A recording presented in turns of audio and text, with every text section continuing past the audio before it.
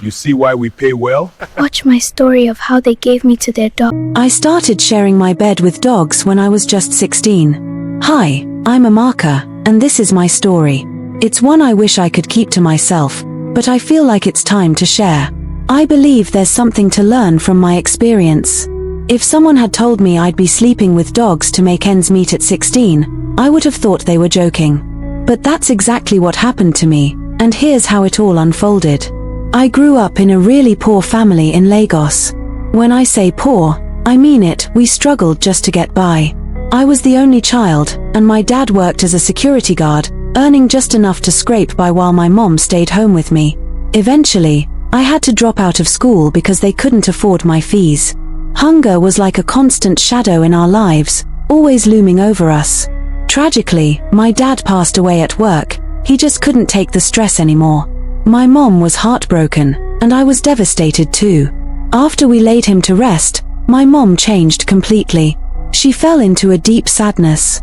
She got sick and sadly passed away, leaving me an orphan. My uncle took our little property, saying he was the rightful owner, and I ended up on the streets of Lagos, sleeping under the bridge or in the gutter just to get by. Life was tough for me.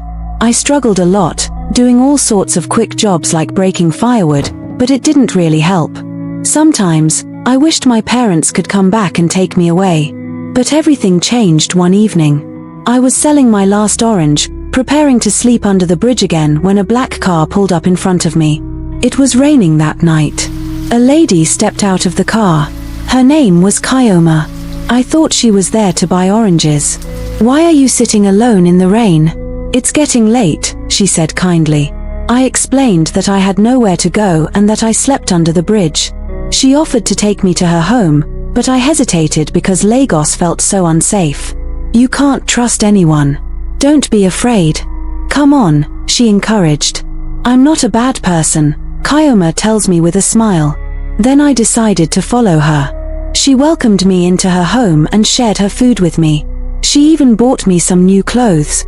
For the first time, I felt like I was in paradise. Life was good. But after a week, Kyoma brought up something completely different. She sat me down and said, "I've been really good to you, but it's time for you to start making money like I do. Can you work?" "Yes," I replied eagerly. "I can do anything for you." Then Kyoma explained the job. "They'll pay you a lot of money. You could become rich. They're my clients. They don't usually like women, but they need them to play with their pets," she said. I was a bit confused at first. "Play with their pets?" I asked. "Yes, play with their dogs. You know, to satisfy their dogs," Kyoma explained clearly. In that moment, I dropped the juice I was drinking, spilling it everywhere. I felt like I was sitting with the devil. "No way, Kyoma. So this is how you make your money?" I would never sleep with dogs just to make money. I scream at her.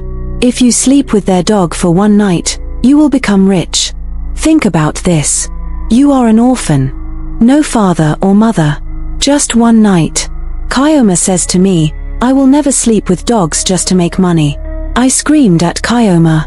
"So this is what you do to make money?" Kyoma saw my anger and she laughed. "You are not a child anymore. I can't keep feeding you. I picked you from the street and gave you a good life. Now it's your turn to help yourself. One night, Amaka. Just one night." I looked at her. I was burning like fire. I would rather die than to make such a business. "I am just 16. It is a sin," I shouted at Kyoma. "Poverty is the real sin," Kyoma replied. "I will go back to my poverty," I replied. I dropped the glass cup in my hand and I began walking out of the room. I was willing to go back into the streets of Lagos again. She saw me going and she didn't even ask me to stop. Rather, she was smiling. I was scared. I walked faster out of Kyoma's compound. I left. Yes, I left the paradise I was enjoying in her house and I went back to the streets. I can't sleep with dogs. 3 days after I left her house, I began to sleep under the bridge again. Hunger began to deal with me again. This time it was even worse than the first because I had already tasted a good life at Kyoma's house. The food and clothes she gave me. I got used to it and now going into the street again felt like hell. I decided to go meet Auntie Nkechi, my mother's sister. I told her I had nowhere to go. She sat me down and gave me food, but she wouldn't allow me to stay with her. Amaka, you are big enough to take care of yourself.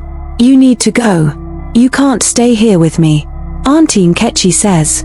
I ate the food and left. At least she even gave me food. Night came and I went under the bridge to sleep. But there were other people under the bridge, too, and some were men. That night, I didn't know what came over them. They wanted to rape me. I ran away from the boys and went deep inside the street. I didn't even know where I was going. I later slept behind a tree. The next morning, I realized that Kyoma was right. I needed to start making money for myself. I could not take the suffering anymore. I needed to call Kyoma. I walked to a woman to borrow her phone to call Kyoma. She gave me her phone and I brainstormed Kyoma's contact from memory. The phone rang and Kyoma picked up immediately. I spoke sadly. Kyoma, it's me. It's Amaka. I'm ready to do the job. I'm ready to sleep with dogs if that would take my suffering away. I ended the call after saying that. I cried because I knew I just made a bad decision. The day I was born, I never believed that I would start sleeping with dogs. But there was no other choice for me. The worst part was that there was nobody to advise me or tell me what to do and what not to do.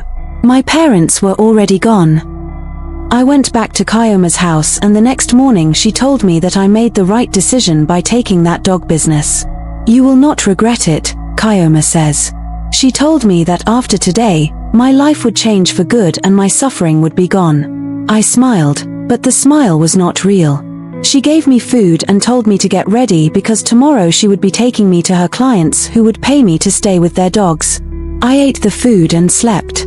Then the next morning, she woke me up and gave me a dress, a very short dress. I followed her to her car and she took me to a location, a well-built mansion. It was not just a mansion. It looked like a museum, but not a museum. There were tall men standing and guarding the gate. Kyoma spoke with the men and they opened the gate for us. We drove into it. Then we entered the main building. It was a very big and confusing place to be. We went to the living room where a man sat like a king. Then two other men sat beside him. Kyoma went ahead and began speaking with the man. I could clearly hear them. This is the girl I told you about, Kyoma says to them. Is she ready for the job? Yes, boss. She is ready. Do you think your dogs will like her? Ah, she looks young and beautiful. This is exactly what the dogs want, the man replied. Then Kyoma made a sign for me to come forward. I came with fears. The man looked at me for a while. Turn around, he commanded. And I began turning around. He laughed and told his guard to get me ready for the night. Take her away. My dogs are already hungry, he says. Then two men came and took me by my arm. I looked at Kyoma and she said silently, "Go, girl." The men took me to a room that was empty, just a bed alone. They removed my clothes right in front of my eyes, making me naked. I thought they wanted to sleep with me, but no, they didn't. They left me and went out of the room. I sat alone with no clothes. Then suddenly the door opened again and two dogs walked into the room. Two big American dogs. The door closed right away and I was alone with these hungry-looking dogs. They were licking their teeth as they stood in front of me. I tried to calm myself by thinking that these were just animals.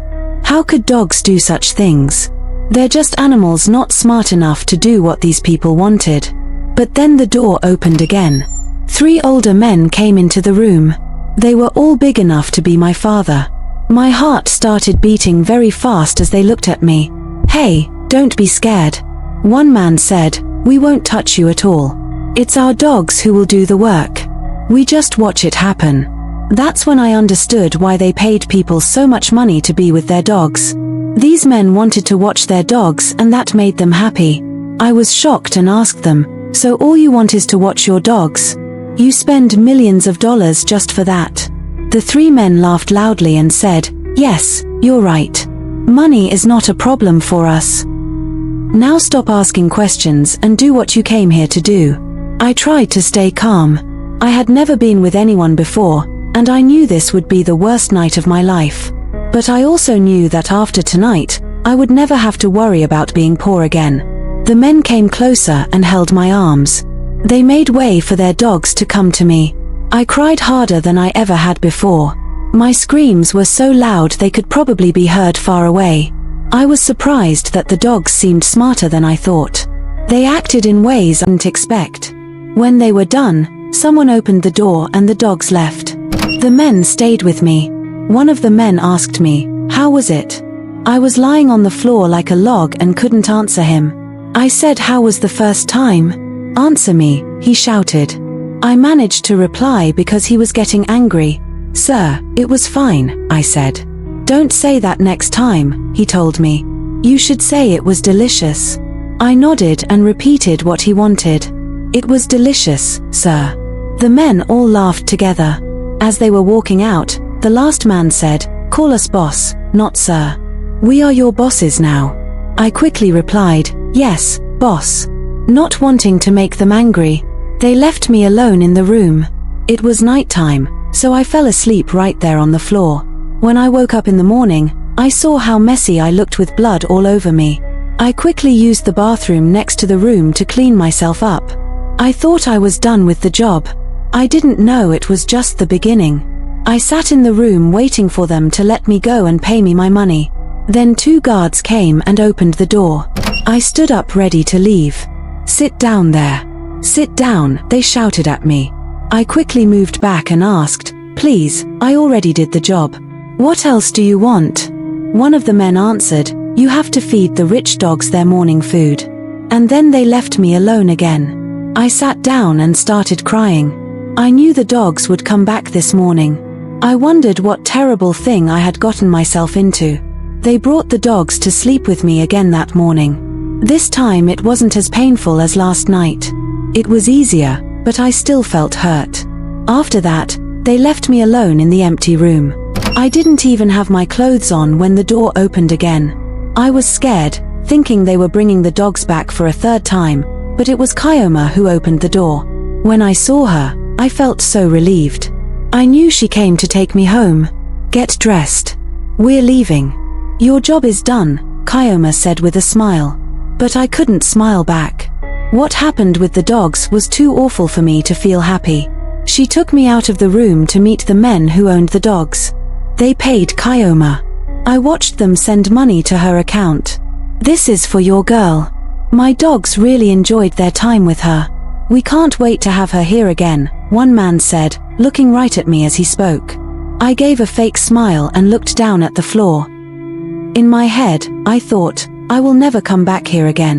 Kyoma and I left the big house. She drove me in her car straight to the bank where we took out some money. Then we went to Kyoma's house. We sat on her couch and she started talking. "The man gave me 5 million naira to give to you." I was shocked. 5 million just for one night with the dogs. "How do these men make so much money?" I asked. Kyoma laughed. "This is just the start. The more you do this, the more money you'll make from them." "No, Kyoma. I'm not doing this anymore. I'll use the 5 million to start a business," I told her. But she kept trying to convince me. She wanted me to sleep with the dogs again. I kept saying no, but she kept saying 5 million wasn't enough money, and that it wasn't new to me anymore. I didn't know that Kyoma had never slept with the dogs herself. All she did was bring girls to sleep with the rich men's dogs while she got paid for finding the girls. I thought she did the same work, but she was actually their partner. She gave me the 5 million in cash and told me to rent an apartment and buy things for it. I did exactly what she said. I got a new place and bought a bed and everything else I needed for that whole week. I wasn't poor anymore because I still had money from the 5 million. People in my neighborhood wondered how I changed so quickly and how I could afford a new apartment. They thought I would keep suffering after my parents died. But by the weekend, all the money was gone. I spent it on clothes and my new house. I promised myself I wouldn't do the dog business again. So, I used the little money I had left to open a small shop in front of my apartment. But my business wasn't doing well. No customers came to buy anything from my store, and I was becoming poor again. The shelves in my small shop remained full of items that nobody wanted to buy. Every day, I would sit there hoping someone would come in, but very few did. I started to worry about how I would pay next month's rent or even buy food for myself. The money that had seemed like so much was disappearing quickly. I tried to be careful with what I had left, but bills kept coming. The electricity needed to be paid. I needed to eat. Everything cost money, and I wasn't making any from my little shop. The fear of being poor again started to creep back into my mind.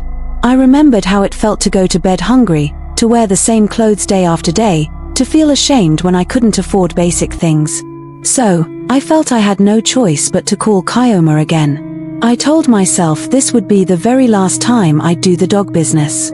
I picked up my phone while shaking hands and called her number. Each ring made my heart beat faster. When she answered, I could almost hear the smile in her voice, as if she had been expecting my call all along. I tried to sound confident when I told her I would do one more job, but my voice trembled. I knew you'd come to your senses. This is real business.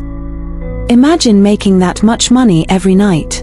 In 1 week, you could be super rich, Kyoma said on the phone. Her words painted a picture of wealth that was hard to ignore. She described the fancy cars I could drive, the beautiful clothes I could wear, the respect I would get from everyone who saw me. The way she talked made it sound so easy. Just a few hours of discomfort for a lifetime of luxury. But something inside me still felt wrong about it all. I didn't want to be known as the girl who did these things with dogs.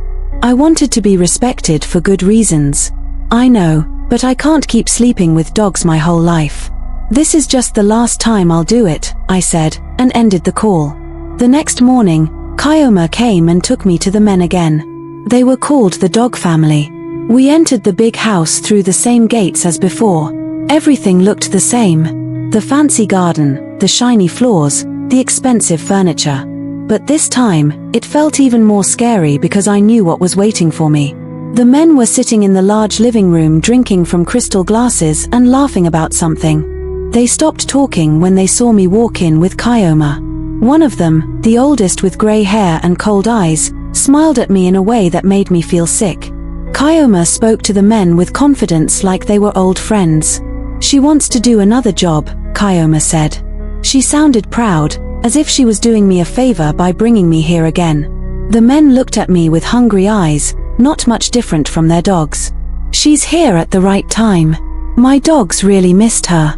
They can't wait to be with her again, the boss said while I stood with my head down. I couldn't look at them. I felt so small and helpless in that moment.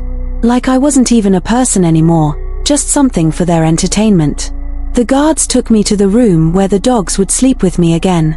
There were 2 guards, both carrying guns. They walked on either side of me down the long hallway. Their faces showed no emotion, as if they were just doing another day's work. The room looked exactly as I remembered, plain white walls, a mattress on the floor, a small bathroom attached. They both left, but one came back and opened the door. He was younger than the other guard, maybe in his 30s. He looked around nervously before speaking to me in a quiet voice. He looked at me and asked, "Why did you come back to this place?" His question surprised me. Nobody had asked me that before, not even Kyoma. Nobody seemed to care about my reasons or my feelings. I needed money, I answered simply, because it was the truth. What else could I say? The guard shook his head slowly, looking disappointed. "You were paid 5 million last time. That should be enough to start a new life. Do you know the danger you're putting yourself in?" The guard asked. His words made my stomach feel tight with fear. I didn't understand why he was acting like he cared. Was this some kind of trick? Why would one of their own guards try to warn me? "Do you care? You work for these men, too, so you're no different from them," I said, feeling defensive. Maybe he was testing me to see if I would try to run away. The guard looked hurt by my words. He stepped closer to me and spoke even more quietly. "Lower your voice," he whispered, looking around nervously. "I don't like this job I'm doing. I can't even quit because they'll find me. That's why I'm telling you the dog business is more dangerous than you think," the guard said before leaving. He closed the door quickly behind him, and I heard the lock click. His warning echoed in my mind. What did he mean? What happened to girls who worked for these men? Was there something worse than what I had already experienced? I remembered how Kyoma had never done this herself, only brought other girls here. Maybe she knew something I didn't know. Maybe there was a reason she stayed on the outside of it all. I sat there alone, feeling scared. What the guard said was disturbing me. What danger was he talking about? I thought all I had to do was sleep with the dogs and leave. What danger could there be? The room felt colder than before. Every sound made me jump. Footsteps in the hallway, voices from somewhere in the house, the distant barking of dogs. I wrapped my arms around myself, trying to feel less afraid. I thought about running, but where would I go? The doors were locked and the guards had guns. Even if I escaped this house, these men had money and power. They could probably find me anywhere. My mind raced with terrible possibilities. Did they hurt girls who tried to leave? Did they make them disappear? Was that why the guards seemed so afraid? I remembered how easily they spent millions of naira. People with that kind of money often had connections everywhere with police, with government, with anyone who could be bought. I sat waiting for the dogs to come to me. I promised myself this would be my very last time doing business with these people. If I survived this, I would find another way to live, no matter how hard it was. I would rather be poor than afraid for my life. I sat there waiting for the dogs to come and have sex with me. This would be my last business with them. I promised myself that I would never step foot into this building after today. I was beginning to think these people could be more dangerous than they seemed. What exactly did the guard mean by his warning? What happened to the girls who came here before me? I felt a chill run down my spine as I considered possibilities I hadn't thought of before. Maybe they didn't let girls leave once they knew too much. Maybe the money was just a trap to get us involved in something we couldn't escape from. The room felt smaller now. The walls closer, the air harder to breathe. I tried to calm myself by thinking about what I would do with the money, perhaps move to another city where nobody knew me, start a real business, maybe even go back to school. But the guard's worried face kept appearing in my mind, his whispered warnings echoing in my ears. I glanced at the door, wondering if I could somehow escape before anything else happened. But I knew there were guards everywhere, probably cameras, too. Running now might be more dangerous than staying. A few minutes later, the dogs came inside the room, hungry and ready for me. The men also followed and made it easy for the dogs to do as they pleased with me. After a few minutes, it was over. The dogs walked away happily, their appetite satisfied, while I lay there feeling used and broken. The men looked at me with those same cold eyes, not seeing a person, but just something for their entertainment. "You'll stay inside until evening," one of them said, his voice casual as if discussing the weather, "because you still have to go one more time with the dogs before you get paid." One more time? They hadn't mentioned this before. Was this how it always worked, or were they changing the rules? I nodded without hesitation, afraid to show any resistance. "Please, can I have some food?" I requested, my voice small and weak. My stomach had been empty since morning, and I needed strength to endure what was coming next. "Sure, you will have enough," one of the men answered and tapped my shoulder with a smile that didn't reach his eyes.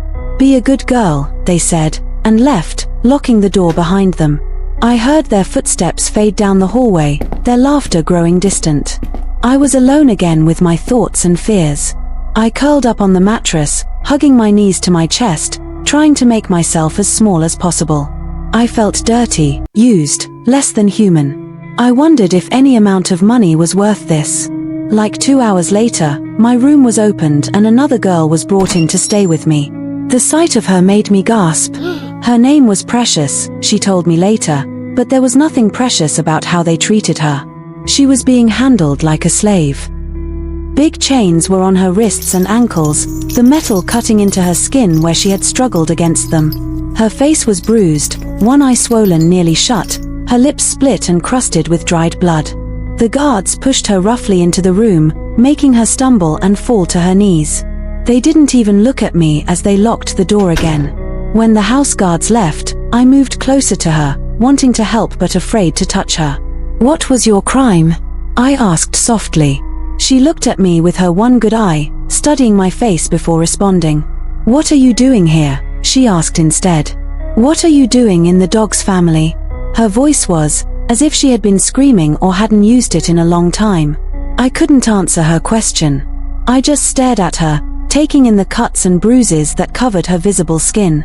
She looked like she had been beaten repeatedly over many days. Her clothes were torn and dirty, her hair matted with something that might have been blood. "I know what you're doing here," she continued when I didn't answer. "You came to sleep with dogs and get paid plenty of money, but you're wrong. This place is more dangerous than anything in this world. You will regret the day you chose to make business with the dogs," Ngozi said to me, her voice low and urgent. This was the second time someone had warned me about these men. The fear growing inside me now felt more real, more immediate. The guard's warning. And now this girl's, they couldn't both be lying. "Look at me," she said, raising her chained hands.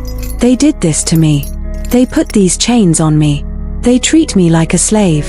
When I found out about them, I tried to escape, but they went after me. You cannot leave this business once you enter. You'll think you're making money, but no, they are using you to make money instead." Her words hit me like a punch to the stomach. Using me? How? I thought they were just rich men with strange desires who paid for their entertainment. But Ngozi was suggesting something else. Something worse. Something that explained why they would chain a girl and beat her for trying to leave. Something that explained why they might be recording what happened in these rooms. My mind raced with terrible possibilities, each one worse than the last. "We should report them to the police," I suggested, my voice shaking. "They can't keep doing this to so many people." But Ngozi just laughed, a hollow sound with no humor in it. Her laugh turned into a cough, and she winced in pain, holding her side as if her ribs were broken. "The police," she said when she could speak again. "People work with the police. The police are compromised and they will never believe your statement with no evidence. Just take this advice, keep working with them, and behave like you don't know anything about their secret. Because once they find out that you know something about them, they'll lock you up forever and keep using you to do their secret job." Secret job? What secret job? What were these men really doing? Were they filming these encounters to sell? Were they blackmailing girls afterward? Were they involved in something even worse that I couldn't imagine? I was about to ask Ngozi more questions to beg her to tell me everything she knew so I could understand what I had gotten myself into, but the door opened before I could speak. It was the house guards again, pushing a tray of food into the room before quickly locking the door again. While I was eating the simple meal they had provided, just bread and soup that didn't taste quite right, the door opened again. This time, several men came in dragging dogs on leashes. My heart sank as I realized what was about to happen. But they didn't come for me. They went straight to Ngozi. Right before my eyes, they forced the dogs upon her. Even though she was in chains, she fought against them, screaming and trying to kick the men away. But her restraints limited her movement. They held her down easily. 4 strong men against 1 weakened woman. "No, please," she begged. "Not again. I'll be good. I promise I'll be good." But they ignored her pleas, treating her cries as if they were nothing more than background noise. "Eat your food," one of the rich men said to me, noticing that I had stopped eating to watch in horror. She was stubborn and that's why she's facing such treatment. "Just be friendly and you won't have to go through what she is going through." His casual tone while such violence was happening made me feel sick. I couldn't eat another bite, but I pretended to, afraid of what they might do if I showed my disgust or fear too openly. Ngozi was struggling with them, but they held her down firmly. And that was when I saw them do something that made everything suddenly horribly clear. They brought out cameras, expensive, professional-looking equipment, and began filming the scene. They recorded everything that the dog was doing to Ngozi, adjusting angles, checking lighting, directing the action as if they were making a movie. I was shocked into stillness, my mind trying to reject what my eyes were seeing. They were making videos. They were creating content to sell. This wasn't just about rich men with strange desires. This was a business, an illegal, horrible business that profited from the suffering of women like Ngozi and me. The realization hit me like a flood of ice water. The men weren't paying us because they wanted to watch their dogs with women. They were paying us because they could make much more money selling videos of these acts to people around the world. That's why they needed new girls constantly. That's why they couldn't let anyone leave who knew what they were really doing. That's why the guard had warned me. That's why Ngozi was in chains. The food in my mouth turned to ash, and I struggled not to vomit. As I finally understood the true nature of the dog family business as I watched, unable to look away from Ngozi's suffering, my mind was already racing ahead. I had to get out of here. I had to escape. But how? They wouldn't just let me walk away now that I had seen this. Even if they paid me today and let me go, they would be watching me. And if they ever suspected I might talk, I would end up like Ngozi or worse. I needed a plan. I needed help. The guard who had warned me, could he help? Would he? Was there anyone I could trust in this house of horrors? I forced myself to keep eating, to look calm, to not draw attention to myself. I couldn't let them see that I understood what was happening now. I couldn't let them know that I was already planning my escape. I would have to be smart. I would have to be patient. I would have to pretend to be exactly what they wanted. A desperate girl willing to do anything for money. Too naive to question what was really happening around her. As they continued filming, Ngozi, I made a silent promise to myself and to her. I would find a way out of here. And somehow, someday I would make these men pay for what they had done to us. And probably many others before us. This wasn't just about saving myself anymore. It was about stopping something evil. I don't know what made you decide to sleep with dogs, but you made the wrong decision. You see how they recorded me while the dogs had their way with me? That's how they will keep using the videos to make money. Ngozi told me. Her voice kept darting to the door, afraid someone might be listening. The horror of what I had just witnessed was still fresh in my mind. The cameras, the men directing like it was a movie set. Ngozi's screams that they ignored completely. My hands trembled as I wrapped my arms around myself, trying to stop the shaking. The food they had brought sat untouched now, my appetite completely gone. I couldn't stop thinking about how many other girls had been in this room, how many videos they had made, and how much money they had earned from our suffering.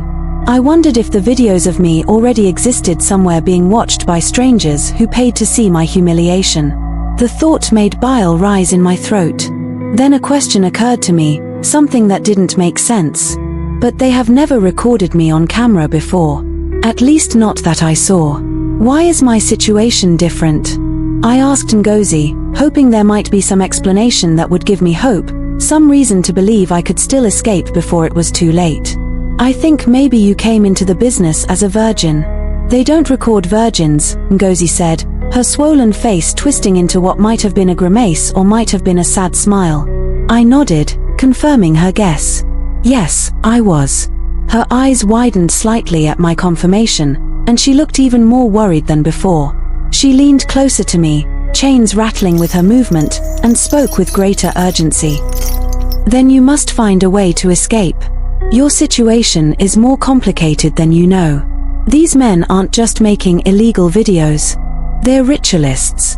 They will not hesitate to use any woman who has never been touched by a man for ritual purposes. Ritualists. The word sent ice through my veins. I had heard stories about such people, wealthy, powerful men who used human sacrifices in dark ceremonies to increase their wealth and power. I had always thought those were just scary stories to keep young people in line, not something that actually happened in real life. But after what I had seen today, I could believe anything about these men. Their casual cruelty, their complete disregard for human suffering, their obsession with money and power. It all fit the stories I had heard about ritualists who would do anything for more wealth, more influence, more control. Evening came and the dogs returned to do their job with me as they usually did. This time was different though. I knew what these men really were, what they were really doing. Every moment felt like torture, not just physically, but mentally. I kept my face blank, trying not to let them see my fear and disgust. I pretended to be just a simple girl who didn't understand anything beyond the money I was being paid. Inside, I was screaming. Inside, I was planning my escape. After it was over, Kyoma came to pick me up from the mansion. I saw the men pay her again, counting out cash and handing it to her with satisfied smiles. Then they whispered something in her ear that I couldn't hear. She nodded, looking serious, and glanced at me with an expression I couldn't read. Was it a concern, guilt, or was I just seeing what I wanted to see? Some indication that she wasn't completely part of their evil. I followed Kyoma out of the mansion and into her car. As soon as we were inside and driving away, I couldn't hold back anymore. I will not do this job again, I told her firmly. I'm done sleeping with dogs. But Kyoma just laughed and kept driving, not taking my declaration seriously. Her laughter felt like a betrayal. I'd thought she was my friend, someone who was helping me make money.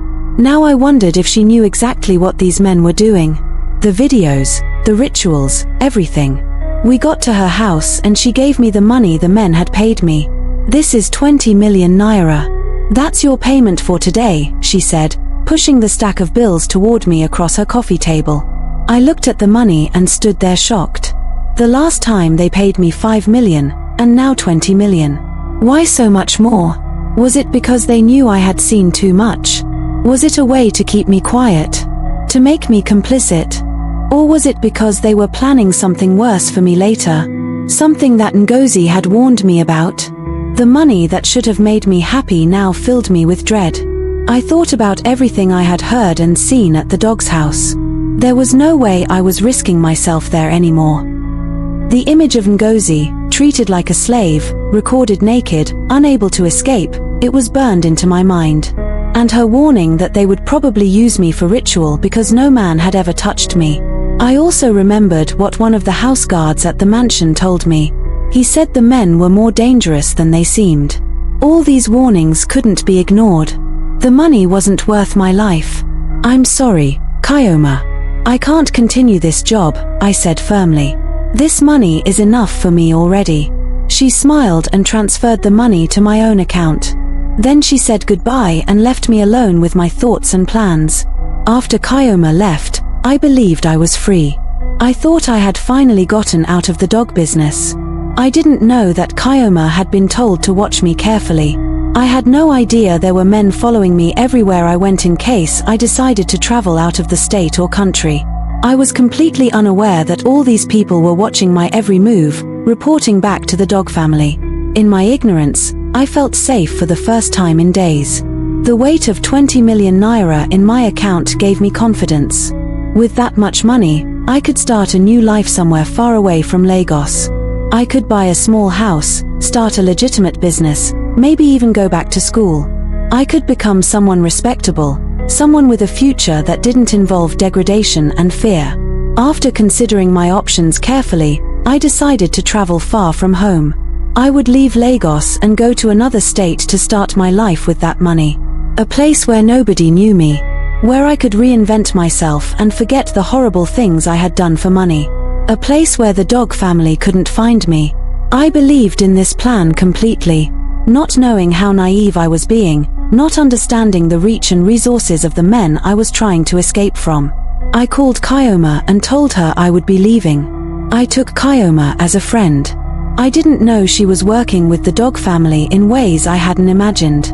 I trusted her completely, which was my biggest mistake. I'm going to start fresh somewhere else, I told her. Thank you for everything you've done for me. She told me to travel safely and wished me well. I appreciated her for what I thought was her support during my hard times. Her warm words and encouragement made me feel even more confident about my decision to leave.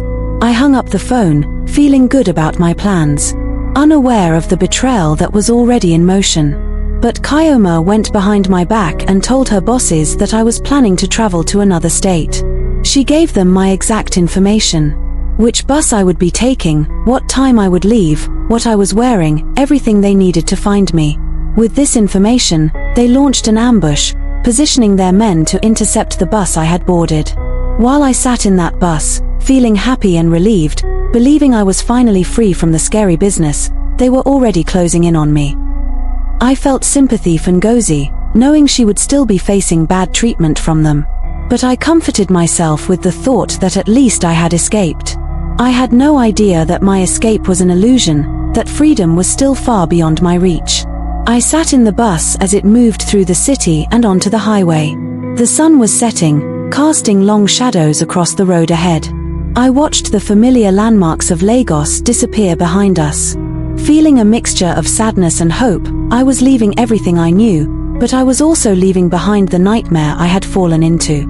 We came to a part of the highway where cars hardly moved. A remote stretch surrounded by thick forest on both sides, perfect for an ambush. Suddenly, our bus was shot at.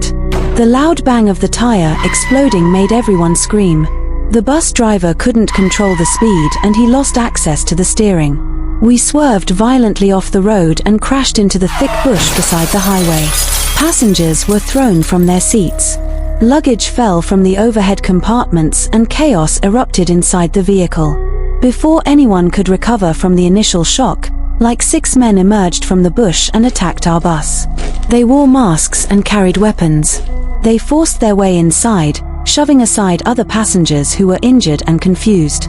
Some people tried to run, but they were quickly caught and beaten. The men moved with purpose, clearly looking for someone specific.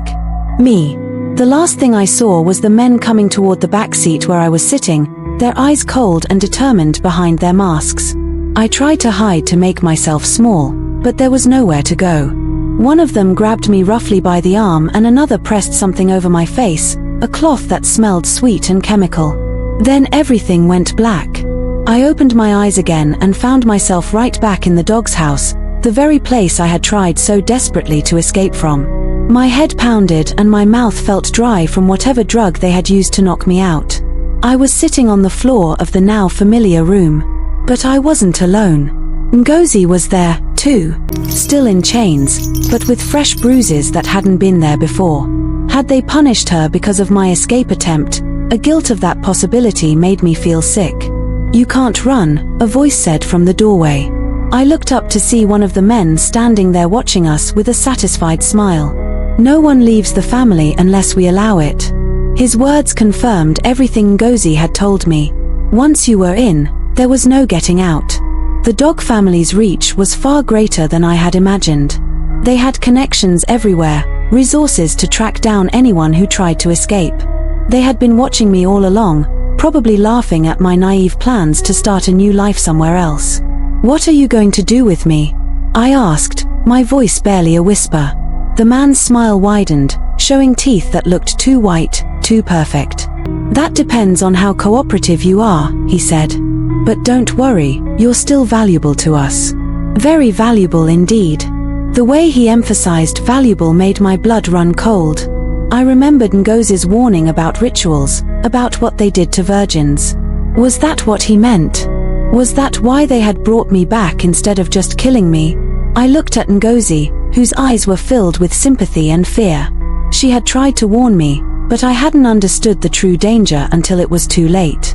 Now we were both trapped here with no hope of escape. "You will keep sleeping with our dogs.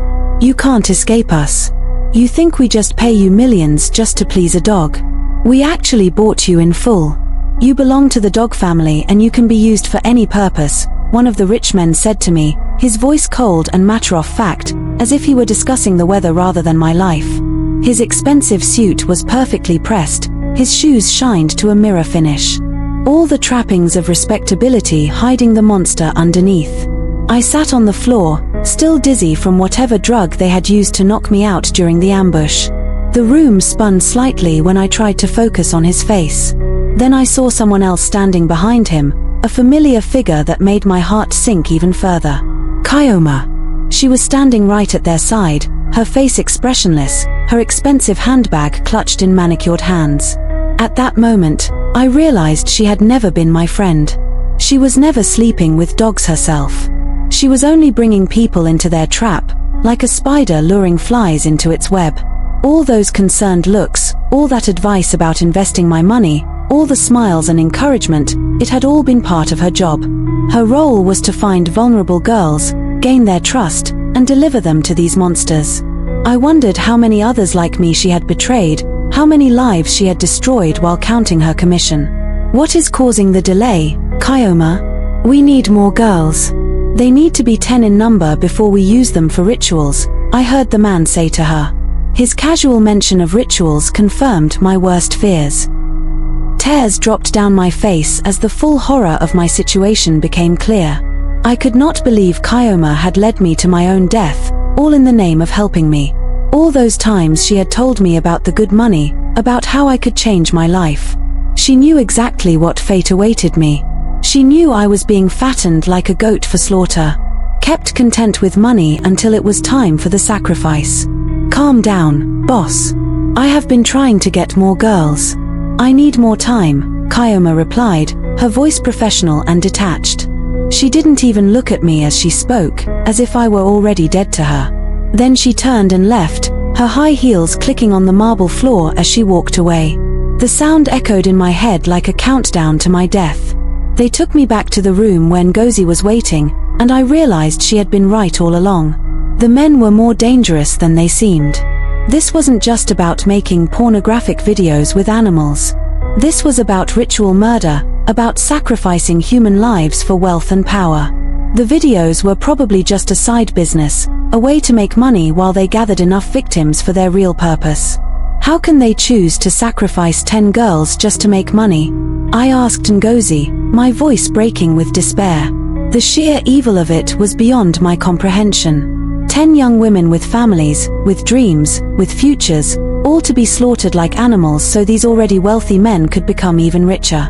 Ngozi laughed, but there was no humor in the sound, just bitterness and resignation. People can do anything for money, she said, her chains rattling as she shifted position on the floor. Maybe this is our own fate. It's their way of making money. They deceive you with money and then later use you to get more money. Her words hit me like a physical blow. Was this really our fate? To die in this house of horrors? Our bodies used in some dark ritual to increase the wealth of men who already had more than they could spend in 10 lifetimes. I couldn't accept it. I wouldn't. There must be something we can do. We need to escape, I told Ngozi, desperation making my voice rise. But it seemed she had already given up. The fight had gone out of her after who knows how long in this place. She was ready to be used for anything, no longer afraid of what might happen to her. Perhaps, in her mind, death would be a release from the suffering she had endured. We can't, she replied flatly. Look around. This place is guarded by men with guns. Just accept what is coming and enjoy the last minutes you have on Earth. Her resignation was terrifying to witness. How long had she been here to reach this point of complete surrender? How much abuse had she endured before deciding that fighting was pointless? She had given up, but I couldn't. I wouldn't. If I was going to die, it wouldn't be as a passive victim waiting for the knife. I remembered the house guard who had spoken to me before, the one who had warned me about the danger. He had seemed different from the others, like he might have some humanity left in him. Maybe he could help. I decided I had to speak with him again. So I waited for him to serve us food, watching the door anxiously until it finally opened and he appeared with trays. After giving us our meals, I caught his eye silently pleading for a moment of his time. When Ngozi was distracted with her food, I whispered urgently, I need to escape.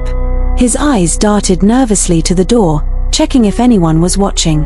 It will be risky, he murmured, his voice barely audible. His fear was obvious, but I couldn't let this opportunity slip away. Please help me, I begged. You're the only person here who truly understands our pain. My words seemed to touch something in him, some remnant of conscience that hadn't been completely smothered by working in this place. He hesitated, conflict clear on his face. I'm working for them, he said finally. They might suspect me if I try to help you. He glanced at the door again, his body tense with fear. But I can only give you one thing if you wish to escape. With trembling hands, he lifted his shirt and pulled out a gun from his waistband. Everyone in this mansion has this, so you might need it if you wish to escape. He pressed the cold metal into my palm, closing my fingers around it. But remember, no one ever escapes these people. They will always find you. His name was Andre, he told me before slipping out of the room as quickly as he had come. I stared at the gun in my hand, both terrified and empowered by its weight. I had never held a gun before, never even touched one. I had no idea how to use it properly. But it represented something I desperately needed. A chance, however small, at freedom. I quickly hid it under the small bed in the room, heart pounding with the fear of being discovered with a weapon. Ngozi sat beside me and kept laughing softly when she saw what I had been given. There is nothing you can do to escape these people. Don't waste your time, she said, shaking her head at what she clearly thought was a futile plan. Her chains rattled with the movement, a constant reminder of what happened to those who tried to fight back. But I couldn't accept her defeatism. Couldn't surrender to the fate these men had planned for me. I will try, I told her firmly.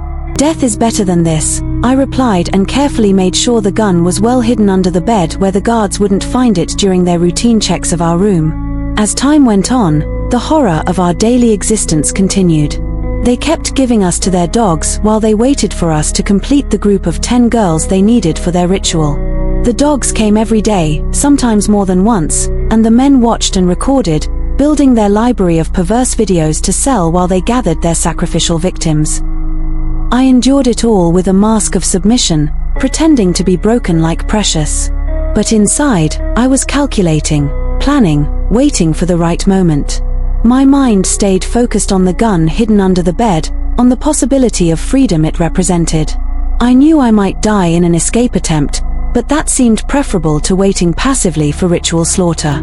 After 2 days, they brought another girl and added her to our group. We became 3 prisoners in the small room. 3 future sacrifices for the men's greed. The new girl was young, maybe even younger than me, with terror in her eyes that reminded me of how I must have looked when I first arrived. She sat in the corner and cried continuously, her body shaking with sobs that seemed to come from the depths of her soul. I knew she would become used to it soon as I had.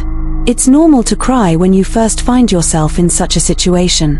The shock, the violation, the horror. It's overwhelming at first, but humans have a terrible capacity to adapt to even the most horrific circumstances. Eventually, the tears stop. Not because the pain is gone, but because you've learned to live with it. I didn't tell her about the ritual that awaited us all. What good would it do to add that knowledge to her current suffering? She would learn the truth soon enough. Meanwhile, I continued to plan, to watch the guards' routines, to look for weaknesses in their security. Ngozi was not interested in my plans because she felt I was wasting my time. But I noticed the new girl watching me sometimes, a spark of hope in her eyes that hadn't yet been extinguished. Every morning, the dogs came to sleep with us, one after the other. I had already gotten used to it, as had Ngozi. I even made it easier for the dogs to do their thing because I didn't want the men to beat me up like they always did to Ngozi when she resisted. I had learned that survival sometimes meant submission, that fighting back openly only led to more pain. But my apparent submission was just a mask hiding my determination to escape. Then I heard something that gave me hope. The rich men were going on a short meeting with some of their allies. They will be away from the mansion for several hours, leaving only the guards behind. This might be my only chance. I decided I was going to escape with this opportunity no matter what it took. When I told Ngozi my plan, she just shook her head. "You will not be able to do that," she warned. "The house is seriously guarded. Even with the bosses gone, there will be men with guns at every exit." Her warnings were probably wise, but I couldn't listen to them. The alternative, waiting to be sacrificed, was unthinkable. I had to try. I had to fight for my life, for my future. If I died in the attempt, at least I would die free, not as a helpless victim on some ritual altar. I thought of my parents who had always taught me to be strong, to never give up. I thought of the life I had dreamed of having before poverty drove me into this nightmare. I thought of all the other girls who might fall into this trap if these men weren't stopped. I had to try, not just for myself, but for all of them, too. Part 2 will show you everything.